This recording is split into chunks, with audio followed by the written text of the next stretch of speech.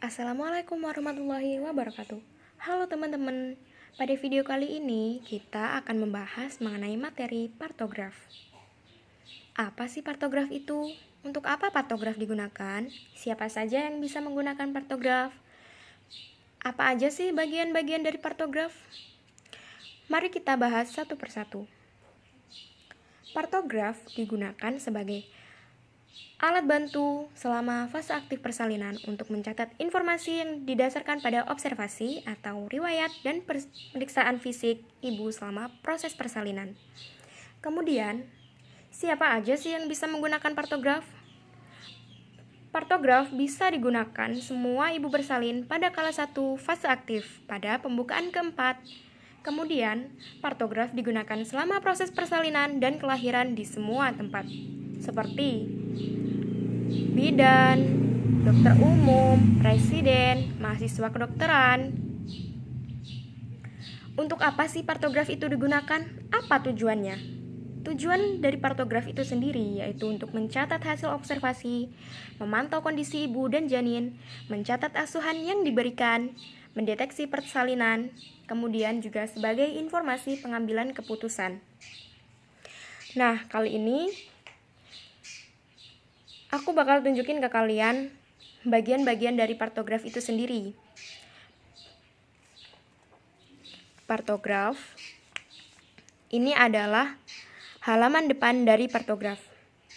Halaman depan dari partograf berisi yaitu informasi tentang ibu. Dari nama ibu, kemudian umur, gravida, para, dan partes, tanggal, jam, alamat, atau waktu mulai dirawat, kemudian waktu pecah selaput ketuban, jam berapa. Nah, selanjutnya kita masuk ke kondisi janin. Kondisi janin yang pertama yaitu denyut jantung janin, kemudian warna dan adanya ketuban. Warna dan adanya air ketuban ini yaitu ada 5 ya. Yang pertama yaitu U, J, M, D, K.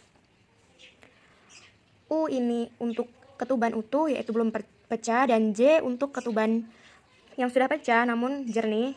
Kemudian M itu untuk ketuban yang sudah pecah dan bercampur dengan mekonium, dan D itu untuk ketuban yang sudah pecah dan bercampur dengan darah. Kemudian K itu untuk air ketuban yang sudah pecah dan tidak mengalir lagi atau kering. Nah, kemudian itu pada molase. Molase itu adalah penyusupan kepala janin. Nah, pada molase itu sendiri itu ada 4 ya cara pengisiannya. Yang pertama itu adalah 0, 1, 2, 3. Untuk 0 itu sendiri yaitu tulang kepala janin itu terpisah. Lalu kemudian 1, tulang kepala janin hanya saling bersentuhan. Untuk pengisian dengan angka 2 yaitu tulang kepala janin saling tumpang tindih tetapi masih dapat dipisahkan. Kemudian untuk pengisian angka ketiga yaitu tulang kepala janin saling tumpang tindih dan tidak dapat dipisahkan. Kemudian kita masuk kepada kemajuan persalinan nih. Ada pembukaan serviks. Untuk pembukaan serviks sendiri, cara mengisinya itu diberikan tanda X. Kemudian pada penurunan bagian bawah janin diberikan tanda gini. Pada setiap kotaknya ya, nanti kita bakal bahas satu persatu untuk studi kasusnya. Kemudian untuk garis waspada dan bertindak, ini adalah garis waspada dan ini adalah garis bertindak. Kemudian jam dan waktu. Nah, teman-teman, pada satu kotak ini waktunya itu 30 menit. Jadi kalau kotaknya besar kayak gini ada 2, waktunya 1 jam. Kemudian pada kontraksi uterus. Setiap kontraksi uterus, kalau misalnya waktunya itu kurang dari 20 detik, nah maka pengisiannya tuh kayak gini, titik-titik aja. Nah, kalau waktunya 20-40 detik, diberikan tanda garis miring. Nah, tetapi kalau lebih dari 40 detik, diwarnai hitam.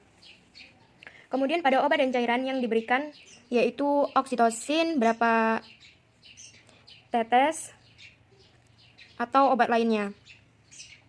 Kemudian masuk pada kondisi ibu, itu ada nadi, tekanan darah, suhu, suhu ini dari derajat Celcius, kemudian urin, protein, aseton, dan volume. Nah, ini semua adalah halaman depan dari partograf. Kemudian ini adalah halaman belakang dari partograf. Apa aja sih halaman belakang dari partograf? Pertama, yaitu data dasar ya, yang terdiri dari tanggal, nama bidan, tempat persalinan, dan lain-lain. Kemudian pada kala 1, berisi partograf melewati garis waspada, iya atau tidak. Kemudian masalah lainnya, apa aja. Kemudian masuk kepada kala 2, apakah persalinan tersebut dilakukan episiotomi atau tidak. Lalu pada kala 3, lamanya kala 3 itu berapa menit. Kemudian pemberian oksitosin dilakukan atau tidak. Kemudian pada bayi baru lahir terdapat seperti berat badan, panjang badan. Ini bisa kalian lihat sendiri ya. Nanti aku bakal cantumin gambarnya ke video. Kemudian masuk pada pemantauan persalinan pada kala 4. Apakah pada kala 4 itu ada masalah pada kala 4? Kemudian apa aja menata laksanaan masalah pada kala 4? Nah, itu tadi adalah gambaran dari halaman depan dan halaman belakang dari partograf. Nah, pada video selanjutnya kita akan bahas tadi kasus dari partograf. Terima kasih sudah mendengarkan dan menonton video ini. Semoga bermanfaat.